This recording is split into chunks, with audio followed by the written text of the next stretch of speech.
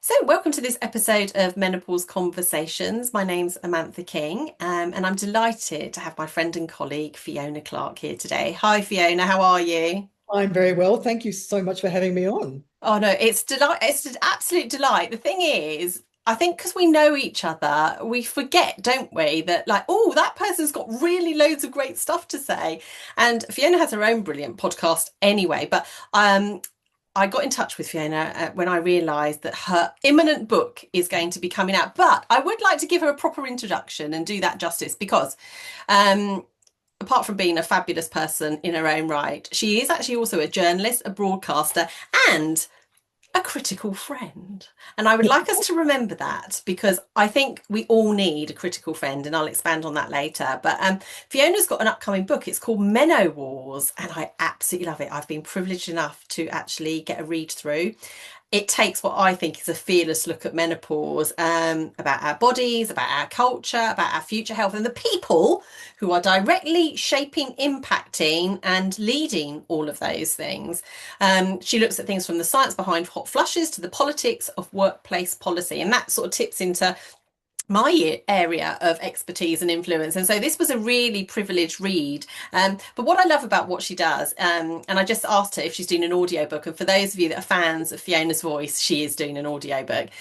She unpacks the myths, the marketing, because there's a lot of that, and the power shifts happening right now. And so we're going to explore a bit of that today. So we're going to go from, a topic which is the most trending topic, menopause. But it's so much more than that. So Fiona, welcome. Thank you. Is it the most trending topic? Pretty much in women's health, it's one of the most trending topics. Oh, that's good because I was Menopause. worried that it might be sort of slipping off the agenda now as other things sort of come on board. Well, it's never just menopause on its own. It's things like menopause retreats, Ah, okay. menopause travelers. It's this menopause plus something else type wording that seems to be. Menopause travelers, that just gives me a vision of a lot of grumpy old women on a bus and driving around the country. That'd be fun. That would be fun. That would be fun, and I think people have cottoned on to that. But so just a little bit about myself. Also, I'm a workplace menopause consultant. I work in global organisations to help women stay at work, but also support people supporting those going through menopause, be it partners, be that line managers, be that co-workers. There's not anyone on the planet that's not affected by menopause directly or indirectly. So we all need to be doing better. So Fiona, just do us a really big favour because honestly, you'll do it more justice than I can. Tell us a little bit about your background and how your career has actually led to you being in the menopause space or menosphere, as we often call it. Okay, it's a long and circuitous story. So obviously I'm Australian. I started off in news and current affairs in Australia with the Australian Broadcasting Corporation 40 or so years ago. Ended up for a while in Russia covering the collapse of the Soviet Union and those kinds of small things, which is where I met my husband, took him back to Australia, and there is a point to this. And eventually he got posted back to Moscow. And by that stage, I'd left the Australian Broadcasting Corporation and gone into health publishing because my degree is in anatomy and exercise physiology, believe it or not. Um, Wow. and so we'd gone back to Moscow. Then my son graduated from school there, came over here to go to university, and I thought I have to. I don't want him. I don't want him in the UK being a hovering mother. I don't want him in the UK by himself. We need to move to the UK. And I'd been coming in and out a lot because my visa meant I could only stay in Moscow X number of months at a time. So I've been in and out for many, many years. And so I applied for an entrepreneur's visa, which meant that I had to go back to Sydney and be fingerprinted, came over here and set up a thing that was going to initially provide evidence-based information for women on general health and skincare, mainly because of a friend of mine, Dr. Ginny Mansberg in Australia. So I set that up, but literally within about a very short space of time, all I was doing was talking menopause. And during COVID, every night, pretty much every night of the week, I'd have another menopause expert on, and we'd be talking about menopause. And we get to a point in the conversation where I'd say, and what do we know about the evidence for that? And they'd say, oh, we don't really, because the research hasn't been done. And after a while, that really started to annoy me. So I thought, We need to change that. So about 18 months ago, I went to the lovely Diane Danzebrink and Vikram Stalika, and I said, I know you're going to think I'm crazy, but I think we should set up a charity and try and raise money to make sure we've got evidence-based education for women and healthcare professionals and to get better support for research. And they said, yes, we do think you're crazy, but let's do it. So we did. We set up the Menopause Research and Education Fund about 18 months ago, got our charity status about this time last year. So we've been a charity for a year. And we've been going since then. And what brought me to writing the book was watching the landscape change over that period of time, over the last 7 to 8 years, watching it change from what was a collegiate, evidence-based area where people were coming together to really work hard for a betterment for women's health, to now what has become a very disparate and argumentative area that has left a lot of people confused. So that's why I thought, well, I need to take a step back from a journalistic point of view, analyze how this has happened and what the impact of it is. And that's absolutely brilliant. And I honestly believe that there's no one better than Fiona to do that because of your critical analysis, which is so important. You know, I think we share that passion as a scientist. I did a degree in science, and it's all about you can't just go around saying things. Where's the data to prove what you're saying, or just because there isn't data doesn't mean it disproves theories either. Exactly. Yep. So there's a lot of nonsense that people don't even realise that you really could afford to try and navigate. And I think that's what you've done brilliantly with your book. So no drama here with this first question, but menopause opens with what the hell is going on? I mean, from your point of view, what do you think is the biggest misconception about menopause right now? And I know, Fiona, you'll have more than one. Yes, very true, very true. Um, I think at the moment because we've got so many different camps that have arisen, we have a situation where there's a lot of people who are living in FOMO, a fear of missing out if they're not taking HRT. So I think one of the biggest misconceptions is that everybody should be on HRT because if you don't have symptoms, you don't necessarily need it. But then there's this fear coming up all the time that's sort of like, oh, but what about my bones? Oh, but what about my brain? Am I going to develop dementia? Am I going to have a heart attack because I'm not on it? And we completely then ignore all of the other lifestyle factors and holistic things that go into that. So I think that's something that has to be thrown out the window. And also that HRT is not necessarily going to solve every single one of your problems. It's not going to take you back to what you were 20 years ago necessarily. Yes, it can help improve X, Y, and Z for some people, but it's not the golden goose, if you know what I mean. It's not always going to be a miracle cure for absolutely everybody. So I think that's one of them. And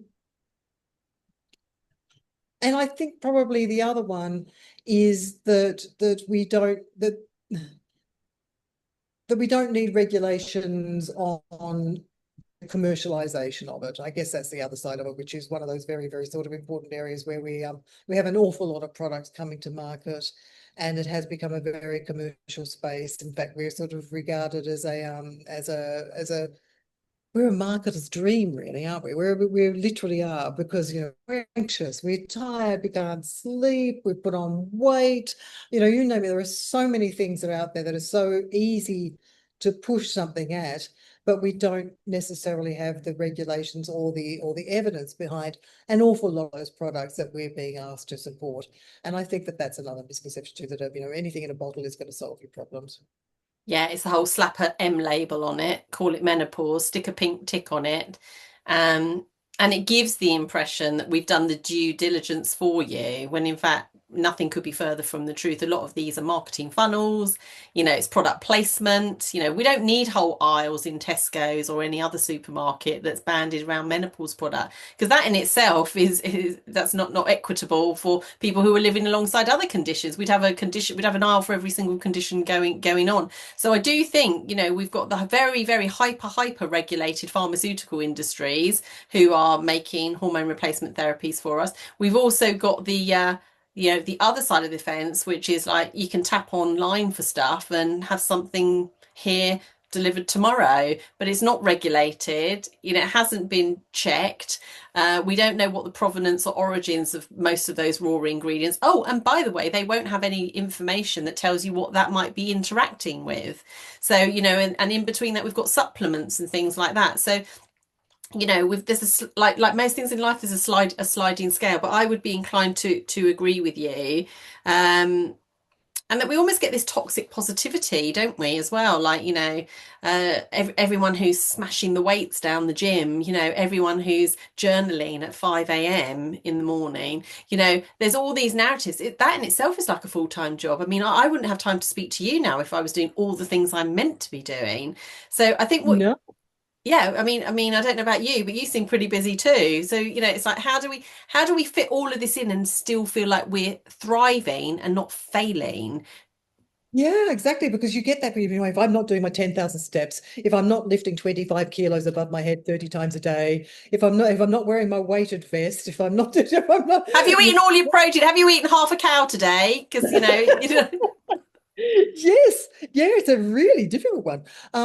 So yeah, you do feel like you're being pulled and pushed in every single way when really it's probably taking a step back and having a bit of a breather and looking at it and saying what actually works for me might be a better way of doing it rather than feeling that you have to tick off every box that you're being told that you have to do. yeah, exactly. And you go through this in the book. So for the benefit of people who haven't read your book yet, and by the way, Fiona's book is out when, Fiona?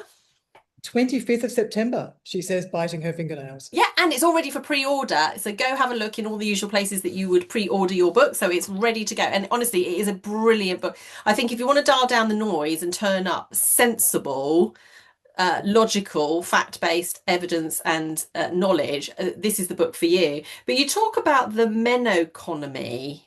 What is the what is the menoconomy in relation to product services, and is it a sign of progress? Because a lot of people say to me, Amantha, why do you seem so grumpy about it? Or is it progress or is it exploitation? So I think it's a double-edged sword. I mean, I know this is me being a typical journalist taking a step back and sort of going, no, hang on a second, there are always two sides to every story. Yes. Look, I think if we've got good evidence-based products that are really designed to help women and not exploit them, then that would be great. Unfortunately, the vast majority really don't have the evidence behind them.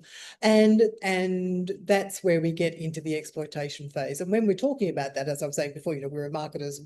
I'm actually going to say we're a marketer's wet dream, really, because of all of those things that we have going through our heads of everything that's gone wrong. We literally are worth, apparently, according to one estimate, 15 trillion US dollars. We are a walking watch, and apparently we've been ignored. So if you think we're being having stuff thrown at us now, it's just beginning. It's going to get a whole lot worse. And there need to be regulations and simple things like this. This is one of the ones. I mean, well, I hate to say this would never be allowed in Australia. This one would actually not be allowed in Australia because they banned this already about 20 years ago. And this is ibuprofen products saying you need to buy this ibuprofen, which is a painkiller for your period pains, or you need to buy this one for your joint pains, or you need to buy this one for your headaches. And you will know, being a scientist, Amantha, that ibuprofen is ibuprofen. Yes. It's going to act all over your body. It is not going to that specific sore knee or that specific sore shoulder in menopause. So now they've got a tick now for ibuprofen products for menopause. It's like, why? It's the same ingredient. So that's where you just look at it and you think that's where it's gone too far.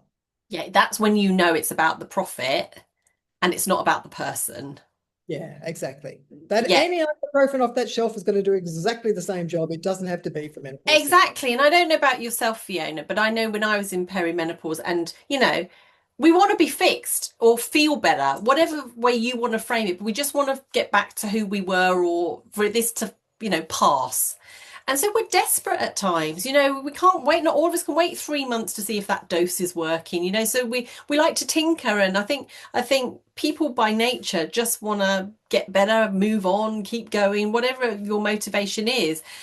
So then we sort of go down the aisles in the supermarket or see something on Instagram and we think it's all, down to good reviews on Trustpilot. The next thing we're parting with our cash because it's easy to go tap, tap, tap.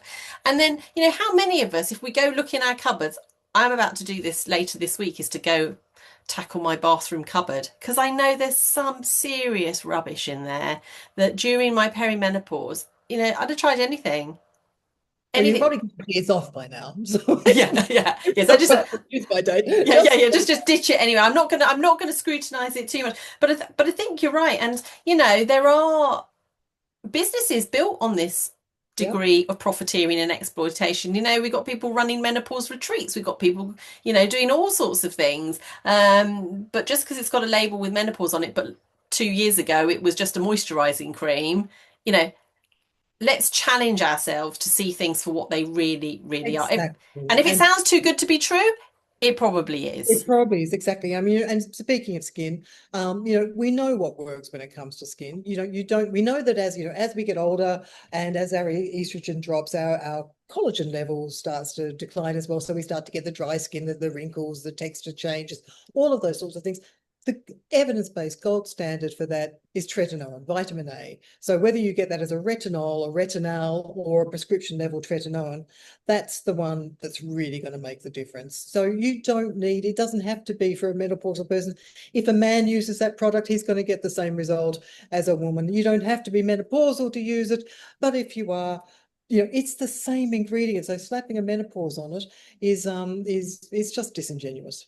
So what I'm hearing there is, do you do your analysis yourself, do your fact checking yourself, get Fiona's book because she's probably done just about the bulk of it for you anyway, and know your ingredients and what they do before parting with your cash. Absolutely. I mean, I've actually been toying in the back of my mind with another book, which is basically, you have to excuse my French here, but live longer without the bullshit. To actually go into all of those sorts of things because it just drives me batty. Things saying backed by clinical science, and you've got one study on 12 people. That's Yeah, not clinical science. That- That's not a good study. that's not robust data. That is not robust data. Exactly. But and yet they make a huge industry out of it. And because it feeds into the same toxicity and the strategies for enticing younger women and girls to buy products. It's all about the aesthetics, all about the influencers. And I must say, I find it really beyond annoying, which is why I'm always keen to correct people. For example, like creatine, people saying, oh, it's the most researched, safest product on the market. It is very highly researched, but you can't say it's the safest on the market, particularly if you're someone who's got kidney disease. If you take non-steroidal anti-inflammatories, which are painkillers like aspirin, these sorts of things. Proton pump Paracetamol. inhibitors for reflux. You cannot take creatine. It will cause significant kidney problems. But because we've got an influencer, he's all very smiley, got the lighting right, product placed beautifully, who's going to question that? Because of course the algorithm is very compelling. The more we look at that sort of stuff, the more we see it in our feed. And so we do need to take a massive step back and go, okay, first of all, what are the goals I want? Not the goals we're told we need. What do I want? And we were talking before we pressed record, and I said, for me, I've downsized a lot of the goals in my life. I'm keeping them really smart, specific, measurable, achievable, realistic, and time scaled. I'm not going to try and look like a 20-year-old because that ship sailed. It's I still look like a 20-year-old, but not that you need to. That's the no, because we don't want to subscribe to that pressure, do we? So the thing that I also love about your book, which I think is like all good books, we need to get that really solid core. And I think you've done that beautifully with looking at future health risks like yeah. dementia, cardiovascular disease, and bone loss.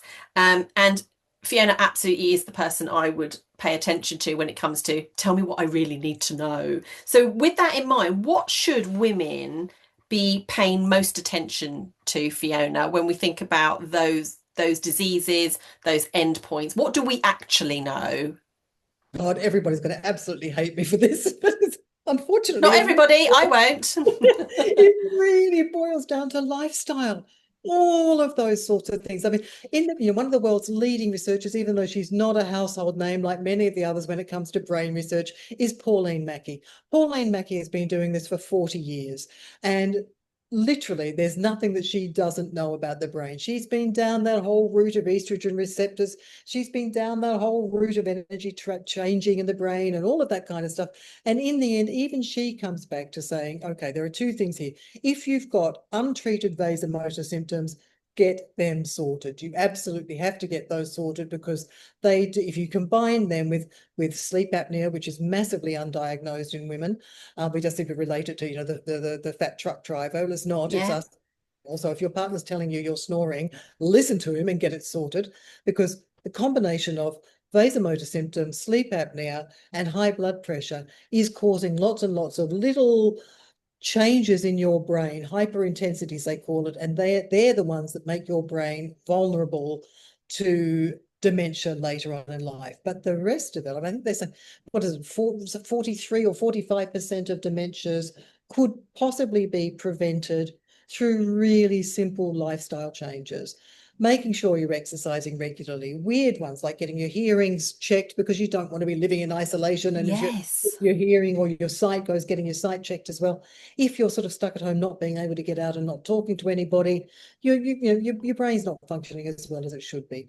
Not smoking, not drinking too much, all of those sorts of things that we know anyway, but we're probably not practicing. And everybody goes, well, I know that, but my grandmother still got dementia. She used to run 16 kilometers a day and only ate fresh fruit and vegetables. But there are a lot of lifestyle factors in this.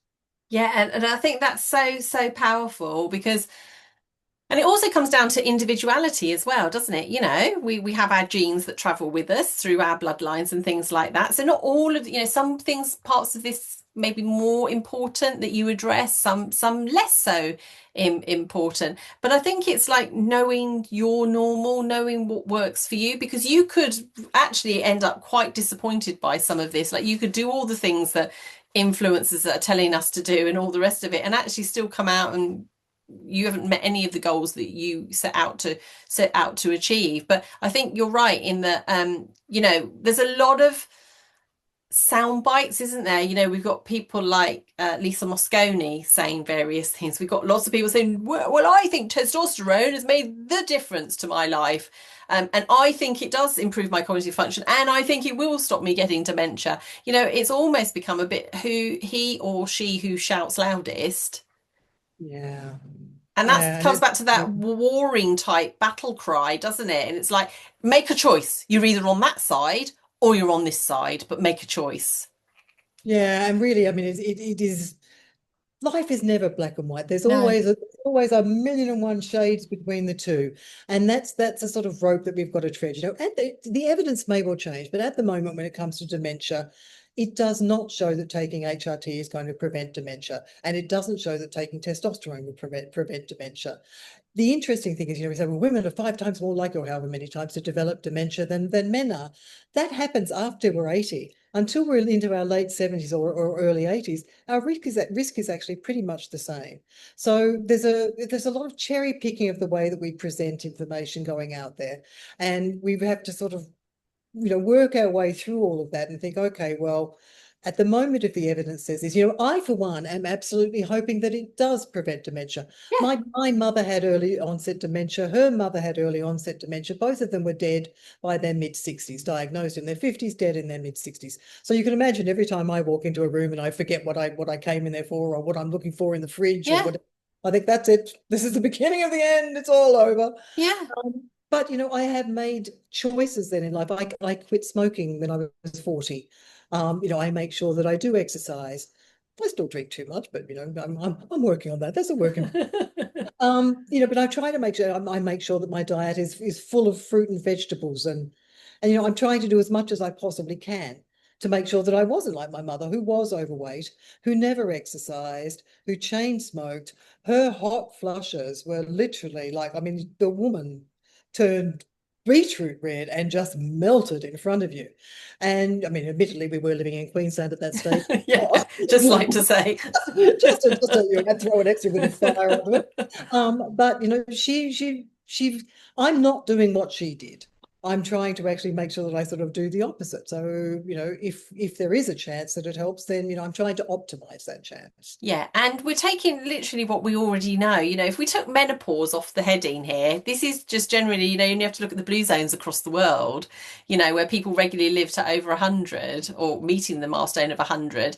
It's because they're doing lots of these things and living their lives in certain ways and dialing down the stress in their lives. We don't talk about that. We're obsessional about what we can put in through our mouths or through our skin, but we're less willing, I suppose, to go, well, what are we already carrying from the past that's not going to serve us in this time of our lives? So I think there's so much more to it, and I think you've really hit on something. With any war, and sadly we're living in very turbulent times right now, but with any war, there always has to be the hope of peace and resolution. I mean, from your point of view. We've got politics, policy, workplace culture. These all need to change really quick smart to create truly menopause supportive environments. So it doesn't appear to me to just be one thing. It appears to me to be many things. How do you see the war ending or downing of weapons? How do you see that? That's a really, really difficult one. I think we have to I guess this is sort of in the end, I guess, where the book sort of really finishes up in many ways. It starts off with the opening line of "I'm going to rip your ovaries out and feed them to the nearest cat," which is what my godmother used to say. I don't know why she said that, but the importance of it was in the end that she chose ovaries to rip out. She could have gone for my throat, she could have gone for my heart, but she chose ovaries.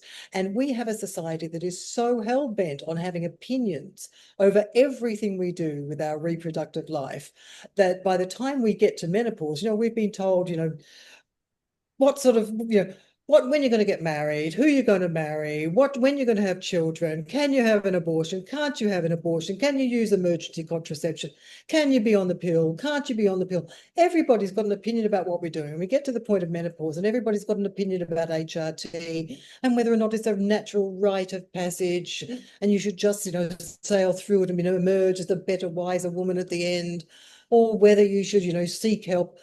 I think in the end, this is your menopause. The only person who is in this room is you and your doctor. Based on your medical history and your symptoms and your needs, you make a decision about whether or not you want to have HRT, what lifestyle changes you're going to make. This is your decision. It's absolutely nobody else's. And that's the noise I'd want people to cut out, is everybody else's opinions.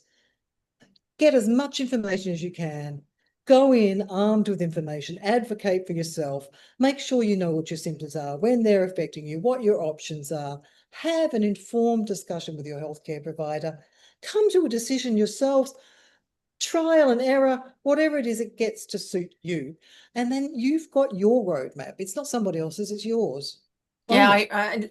yeah, own it. I love that. And I suppose what came to mind when you were speaking, Fiona, is, when it does feel like a war and people are warring, it feels like, okay, it's very obvious that who the sides are. But I suppose what I often see in my work is the workplace often just sits back and goes, nothing to do with me, really. And I think we're in the business of changing that narrative, which is actually no, no, no, no. You've got someone who spends most of their day in your place of work. It is your responsibility to make sure they have things available to them. And obviously, we know with the new employment bill coming, every business with over 250 employees from 2027 will have to have an active menopause action plan, which will feed through a government portal, and you will be judged on that. And you can expect people to either want to join your company or rapidly exit your company based on how you are going to treat those people who are experiencing menopause. And that's every person who's experiencing menopause. So I think this is a bit of a, we can't all be Switzerland. People have got to roll up their sleeves and go, no, actually, this is taking place in our workplace. And even if your workplace is just you and your boss, just because there isn't a government mandate doesn't mean you can't do something about it to make people feel valued. In fact, we see some of the best interventions coming from very small companies, less than 50 people, doing really fantastic work. And so, businesses of over 250 only represent They're not sort of 1%. Yeah, must rely on their workplace. They've been they probably actually know each other's names.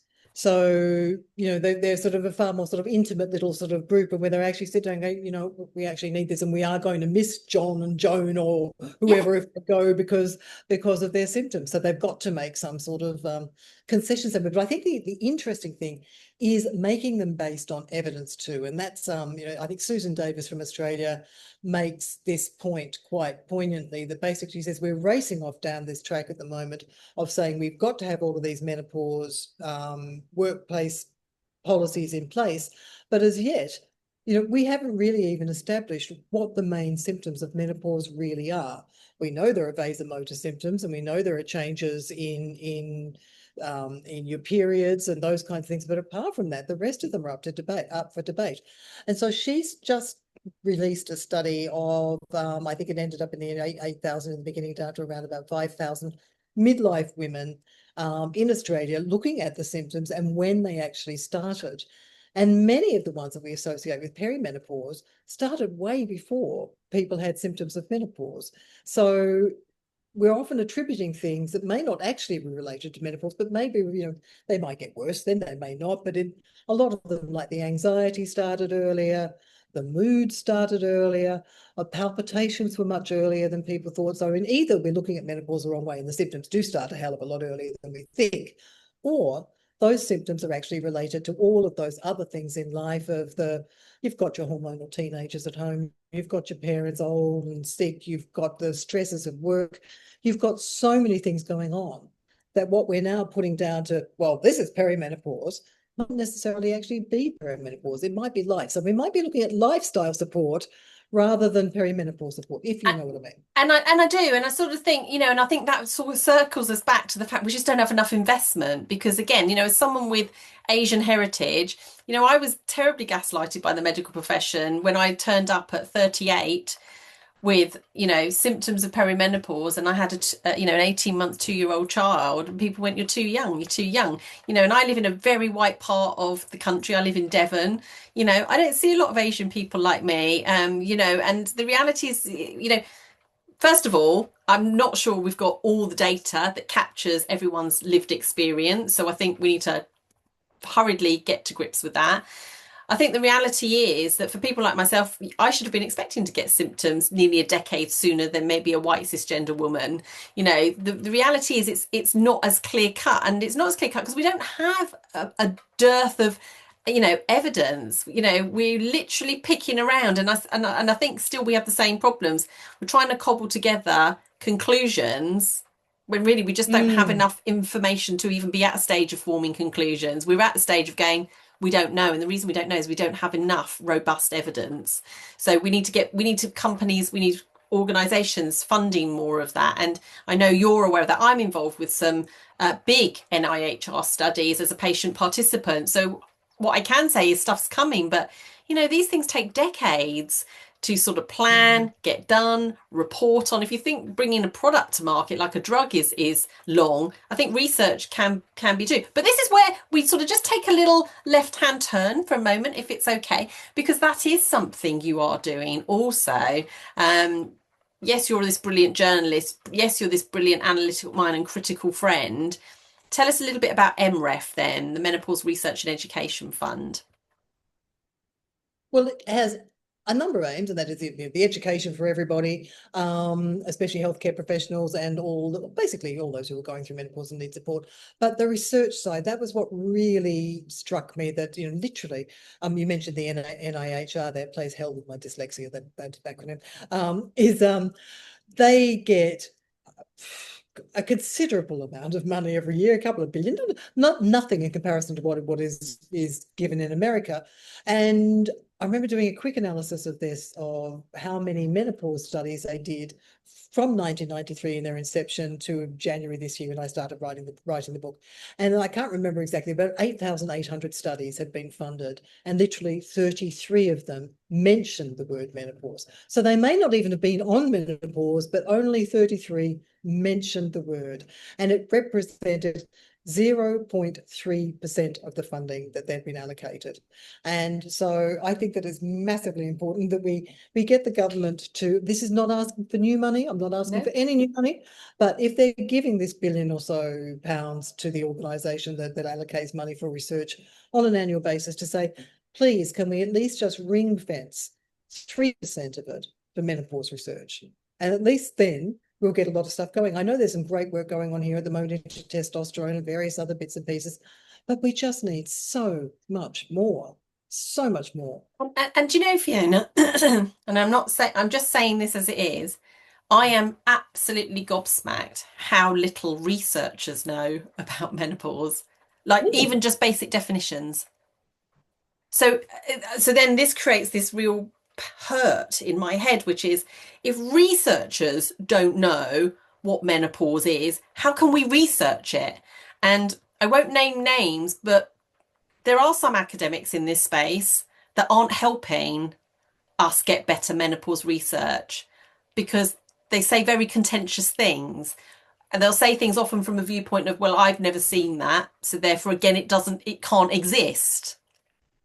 And it's like, just the absence of data doesn't, that's not proof of concept. It just, no. so we need to be really careful. The absence of data doesn't mean it doesn't exist. It just means we haven't got the data. So I think we need to have, where's Streeting? I think he's a fan of the podcast. He might be watching, but we need to we can but hope. We can but ask, which is actually we need, don't cut funds on things like women's health hubs. Do invest more in research, make it a priority. Don't just make it a priority when it comes around for re-election. Make it a priority if it's part of your manifesto. So I Yes. suppose, It's a very short-sighted thing not to, because every single person born with ovaries is going to go through this, and everybody who loves them is going to be affected by it. So it's a no-brainer. And I think that's one of the reasons why the FDA has chosen to take on as an easy win the removal of the black box warning on vaginal estrogen things. yeah. So Like, just let people know what the FDA is, Fiona.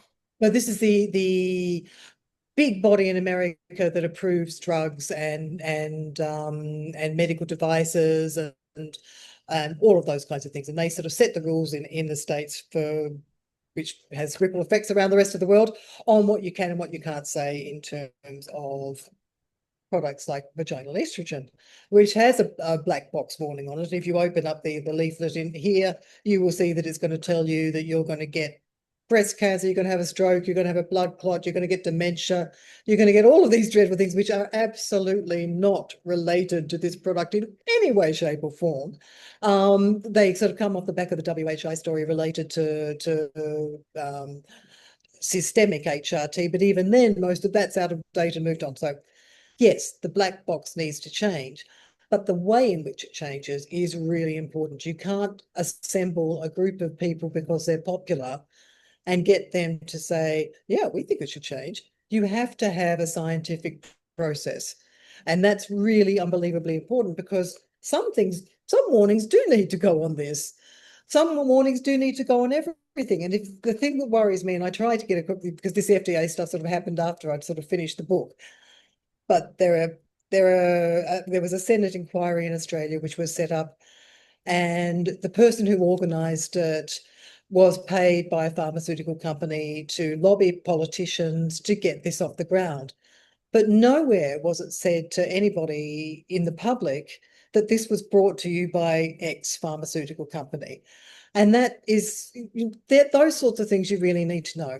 And I think there were 300, over 300 or so, somewhere between 280 and 340 verbal and written submissions made.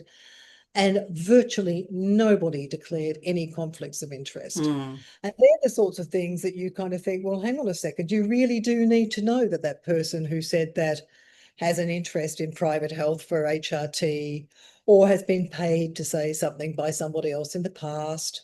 There are a whole variety of reasons why you need to know, because otherwise you end up with outcomes that you may not want. In this case, they got some quite good outcomes. There are now more choice on the pharmaceutical benefit scheme in Australia. There's going to be an incentive program to make GPs uptake, do mandatory education on HRT, which is great. And they're going to even apparently back a campaign for awareness, which are all good things. But if you put another scenario into that seat and go, hang on a second, depending on which side of the right to life argument you sit, but let's say an argument was brought saying, we want to stop the morning after pill and have a look into contraception. And it was funded by a right to life group. And all of the submissions were put in by people who were pro right to life. And Mm. then it ended up saying, well, you know what? You're right. The pill is really dangerous. And we can't have this morning after pill. That's going to cause all these sorts of dreadful problems for people. We're going to take that off the PBS. Then you end up with a very, very different situation. So what I think about these things is there a slippery slide, and we've already seen now with the FDA one in America that they followed it up after that one with one on the use of antidepressants in pregnancy, and all of the people who were on that board, or pretty much most of them, were saying no, women who are pregnant should not have antidepressants, and there's nothing that shows at the moment that there are any adverse effects of a pregnant woman having an antidepressant. But if they don't have them, you end up with a dead mother and a dead baby. So, you've got to be very careful about what you wish for in these things. And that's what I was getting saying to you when experts, I don't know who gets to dish that title out. What Yeah. qualifies you as an expert? But I've sat at conferences recently and I've gone, wow, I don't know what you're basing that on. But you've just said it to like 2,000 people in a room who are literally hanging on your every word. Yeah. And you're not showing data to support that claim or that statement. And I think that's actually where we need to get to, because then it's something all of us can oversee. We all are advocates in that way, that we can say, yeah, okay, so that's a fair comment based on the evidence that's available. Not, like you say, just otherwise we're just going to exist in a vacuum, which is where we say something and a whole load of people go along with it, either because they don't want to stand up to the expert, or people, we've all got egos. I think there is a lot of ego in the sphere of research, academia, and in the menosphere. So I think there's more work to be done, which is why people like yourself and Menowars, this book, I think helps other people go, okay, so it is okay not to be totally convinced.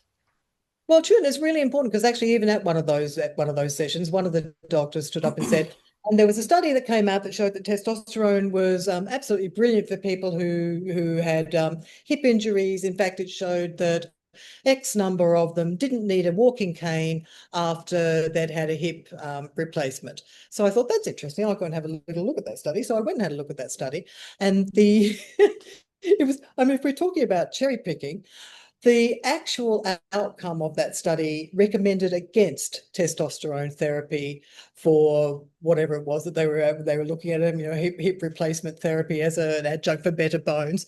But as an ad hoc finding, we found that in this group of 15 people, I think there were 30 in one group and 40 in the other.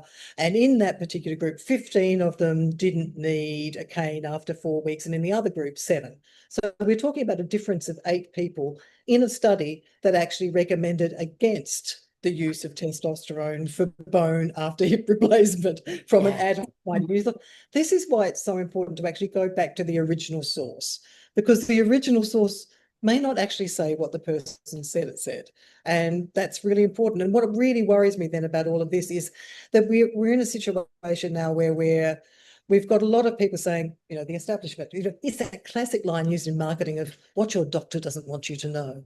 Yeah. So the establishment is now holding back information from you. They're trying to keep you sick because they've got big pharma behind them. They want you unwell. And it's sort of like, no. And you're smart though. If you listen to me, I'm going to give you everything that you need to know. You're a smart woman. I'm going to tell you what you really need. The rest of them have been lying to you for decades because they're paternalistic and misogynistic. And there's no doubt that there is paternalism and Mm, misogyny, mm.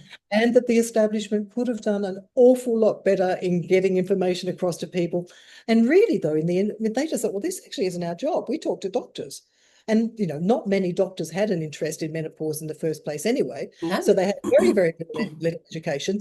The number of members of the BMS is going up, and it's going up in the Menopause Society in the States now as interest in menopause grows. But generally, they weren't sitting behind their doors going, we're going to withhold this information from the public.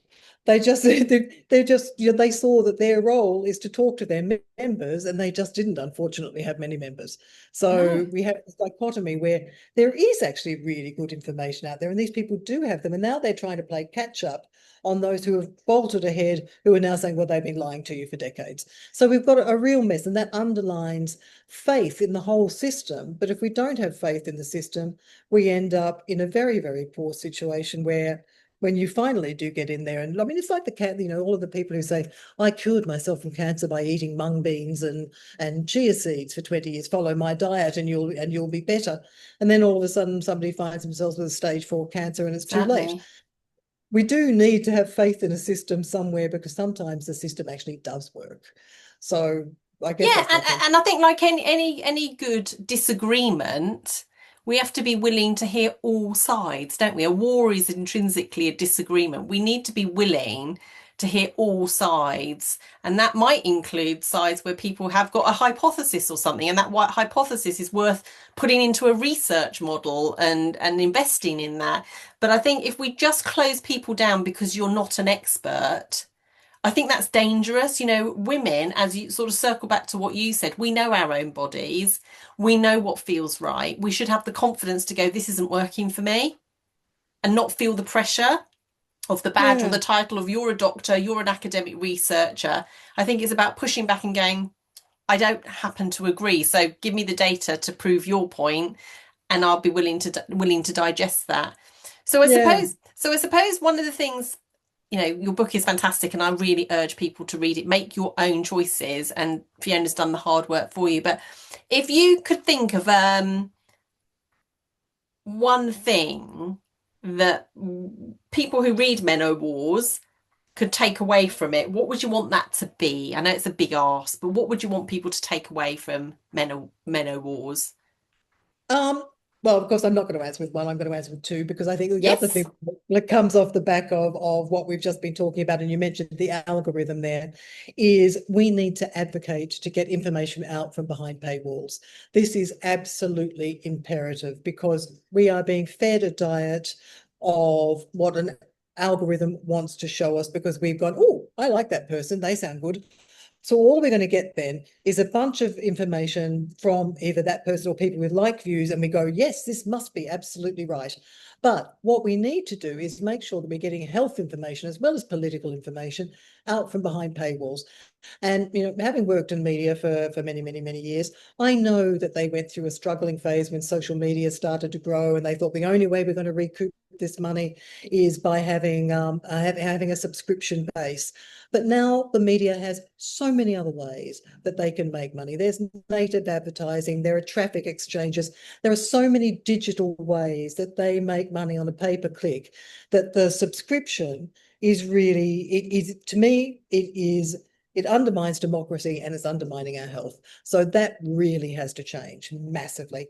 But even if they can't abandon it totally, just make sure that the health and the politics stuff is out there, and put your analysis behind a paywall. There are other ways that they can do that, but we need free information. Otherwise, you cannot compete with people who are being fed a diet that they should not necessarily be fed. Everybody needs two sides of the story.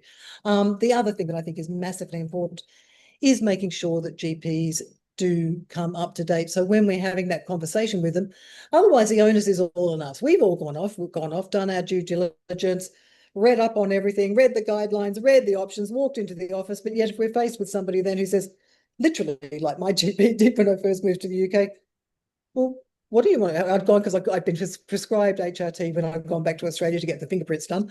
And it had run out. So I came to the GP here, and he said, what do you want to take that for? You're just postponing the inevitable. And so, yeah, seriously. And I was okay, just give it to me. But so, it has to be an equal playing field there. So if the onus can't always be on us, we shouldn't be having to walk in there and argue with people.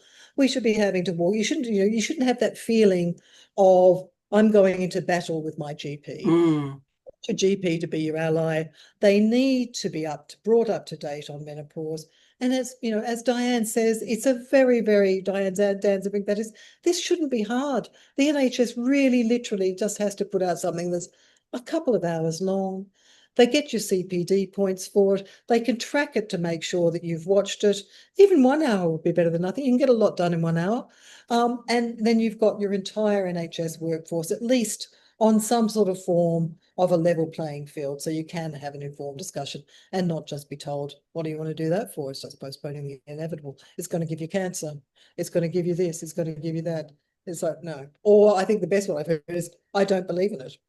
Oh, and do you know, it just makes your toes curl, literally. Like some of the things I've heard one recently where to save time, and I know these things can work, but it depends how the.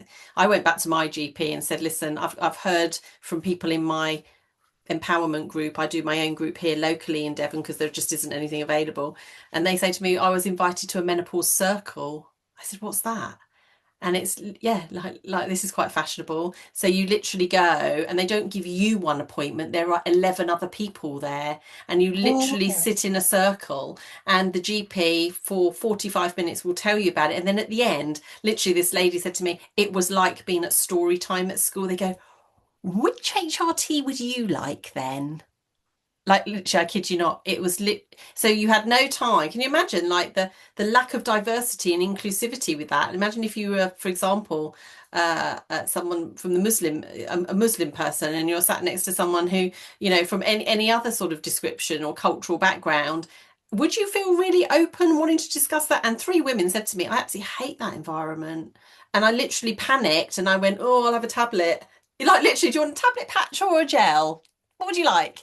And wow. just I guess they're trying to follow that. I mean, apparently they do these quite successfully for diabetes management. And I yes. think a lot of people said, you know, if we start off with most of the bigger symptoms, we get through them, and then the person we're going down to the least. And apparently they can work some, but you're right. I guess it depends on how they're run and whether or not, yeah, it is a tick box at the end of, and what HRT would you And it like? wasn't in that, and it was in that tone. She said it was like story time, and like you know you were going to get a sweet or something. And she said I just came out of there and felt like I hadn't been validated. My experience, I hadn't fully spoken about my experience. I deliberately curtailed it because I knew there were 11 other people. Um, so I did feed that back to my GP practice. I said I'm not really sure. I'm sure that might work for some people. I'm not sure it works for everybody. So I think we have to have more on the table. But so let's just talk a little bit about you then, because you know, as we said, social media isn't all that it seems, but if your time on social media is anything to go by, I wonder if you make time for your self-care, Fiona. So tell us a couple of No, things. absolutely not. I mean, as my father used to say to me when he was a smoker, I was a smoker, and as he used to say to me, "What are you doing that for? You should stop." And I said, "Well, look at you. You're a smoker." And he said, "Well, don't do what I do. Do what I tell you to do." And so I'm a classic example of that. I do try to exercise. I try to do something every day. That doesn't always happen. I probably get to the gym 3 to 4 times a week if I'm lucky, and at least perhaps a walk. That's Um, amazing. That's amazing. What's that mean? Like any of those little segues would be enough. So are you giving yourself a hard time about that then? Possibly, Yeah, possibly. I guess so, because you know I have put on a lot of weight in the last couple of years, especially yeah, since COVID and then with the writing of the book.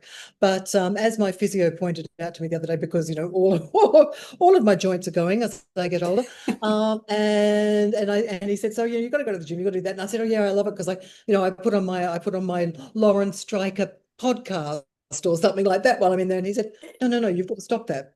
Because if you go to the gym and you're doing your exercise and you're listening to something else, you're increasing your dopamine, and you only have a finite amount of dopamine in a period of time, and you're not going to get the true benefit of it. And basically it would undermine your liking of your exercise more because you're doing whatever. And I was like, oh, okay, fair enough.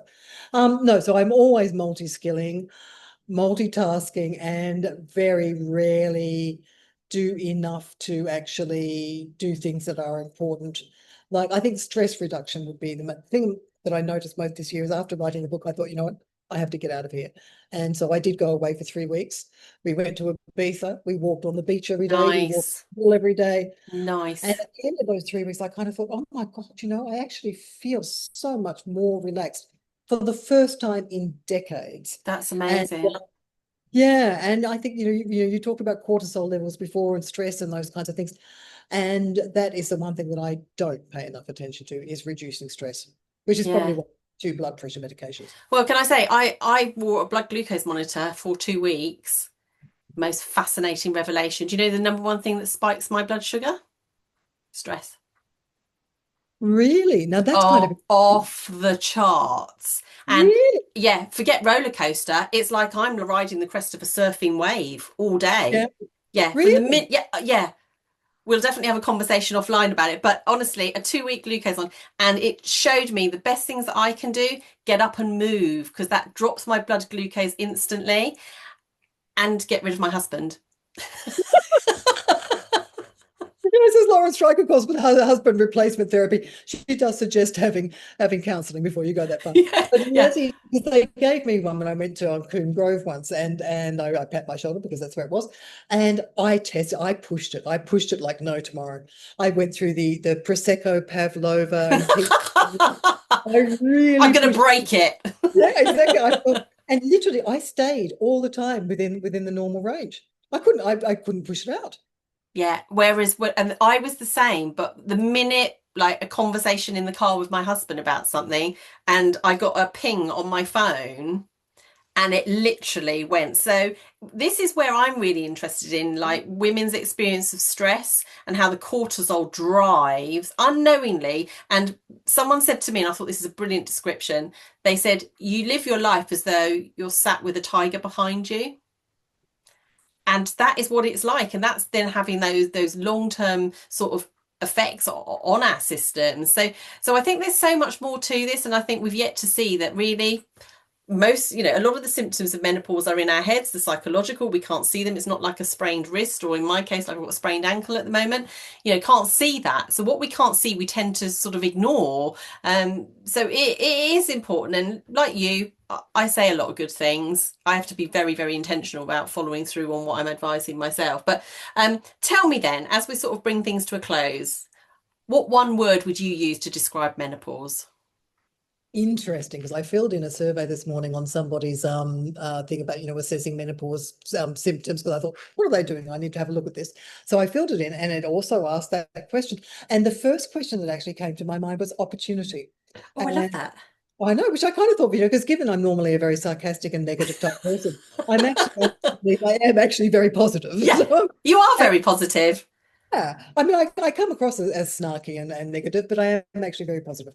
I mean, even things, I had a cousin here from Australia and some other friends from school who were here a while back, and they were all going, oh, we're all so old, we're all so old. And I looked at them and said, you are probably going to live perhaps another 30 to 50 years. That's long enough for you to grow up, go to school, get a university degree, start a job, Well and get to a said. reasonable point in your career. Do not think that this is life over. This is an opportunity, and that is why the health span, not living longer is necessarily so important, but making sure that that 40 years or so that we have ahead of us from now are healthy ones, that our bones are healthy. Go and get a DEXA scan, that our heart is healthy. Get the blood pressure checked, get the triglycerides checked, get the cholesterol checked, get all of those sorts of things. Get your ducks in a row and make sure you make the most of it, because that's what's really going to matter. It's an opportunity. I love that. And that would be pretty much now that I'm in that postmenopausal stage, I feel it is a massive opportunity and a privilege. Yes, not everybody gets to live this long. No, and I really do think it is a privilege. So we need to really own that, crack on, get on with it. So Fiona, lovely Fiona, tell us how people can connect with you, how they can find out more about what you're doing, connect with MREF. Tell us where they can find you. Well, they can find me all over the place. Where am I? So I've got Harvard Street Emporium, which is the old one, which is where I am mostly. The Menopause Research and Education Fund. So they're both on Instagram. So easy to find. The Menopause Research and Education Fund is MRE_fund. And I had to do it that way because I put MREF fund, or Yeah. it looked like I was giving you a refund for something. So that's why I've got the underscore there. I hadn't noticed that And actually till you just said that. That's really funny. yeah, yeah. I was sort of thinking, how am I going to do this? They give you a small number of things that you can put in there. The where LinkedIn website is mref.uk, very easy to find. We've got a whole bunch of nice new fact sheets up on that at the moment.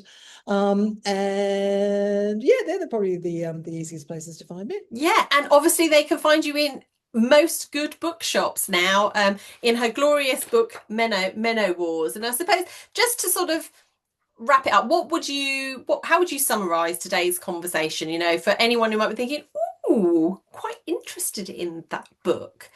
What would you leave them as a lead in to why they really ought to go buy it or put it on a birthday Christmas list? Yeah, look, it's an interesting one, isn't it? I tried to describe this to the concierge in our building the other day. He said, "What's your book about?" And I said, "Well, it's a socio-political look at women's health through the eyes of menopause and the current landscape of fractionism." And he said, "I'm not going to be reading that." And I said, "Oh, yes, you will." You know women, and this affects women that you know. So basically, I don't, it's not a menopause self-help book per se, I don't think. I think it goes much broader than that. I mean, we're talking about gender health gaps, we're talking about data gaps in research. So it's for those people, I think, who are interested in women's health in general through a lens of menopause, and then learning about how to actually sort of advocate for yourself in a health system that is stacked against you, because at the moment it is. Yeah, I thought of something as today's gone on. I think it's like a battle strategy. Yeah, maybe in a way. Yeah, Because yeah, how can plot your way through something unless you know what's fully going on? And because it does feel like a war out there, like how am I going to get through this safely in one piece? It's probably knowing what you need to know and yeah. also having the mechanisms to get rid of what you don't need to know. And I think you've given that in the book. I've really enjoyed it, and like I say, I love that. I'm getting the audio version because I love hearing you speak, and I think you can see your wit and humour through the chapters, and particularly that opening line about your aunt. That was like, wow.